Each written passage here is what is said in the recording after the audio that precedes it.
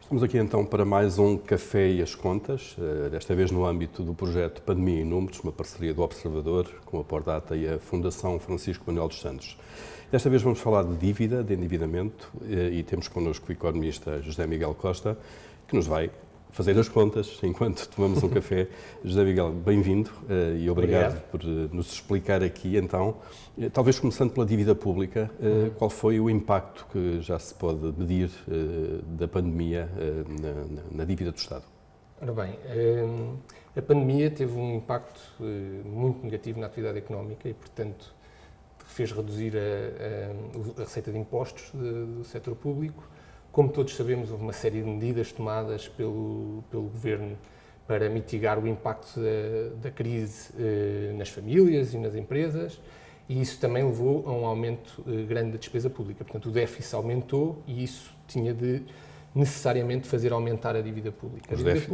Os déficits já agora são pagos pela dívida, não é? Claro, A emissão de dívida. A dívida pública, no fundo, é a acumulação dos déficits ao longo do tempo.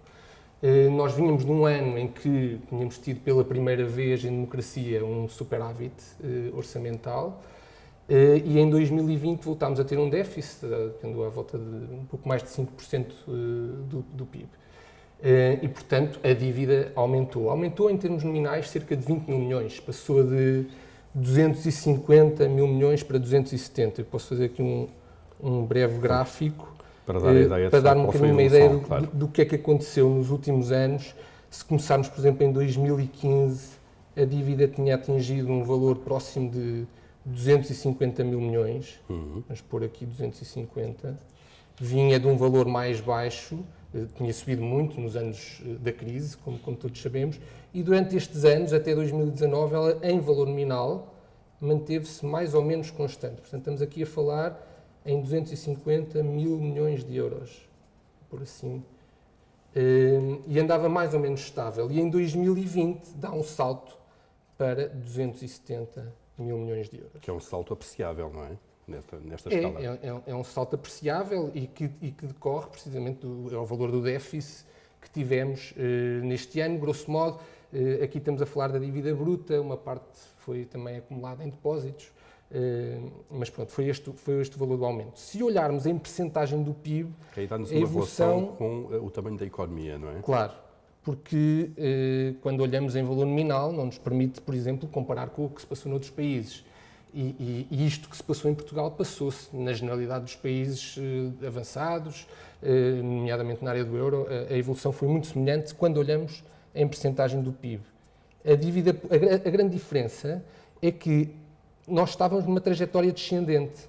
A dívida estava a cair em percentagem do PIB, tinha atingido um valor máximo de aproximadamente 133%, se não me engano, em 2014, e depois vinha a descer e chegou aqui a um mínimo de 117% em 2019. Aproveitando, de facto, a queda dos déficits, não é? E claro, até aquele pequeno a queda dos déficits, e, portanto, em valor nominal, como já tínhamos um déficit muito próximo de zero, e até positivo em 2019, em valor nominal a dívida estava estável, com o crescimento do PIB, isto permitia uma descida do PIB.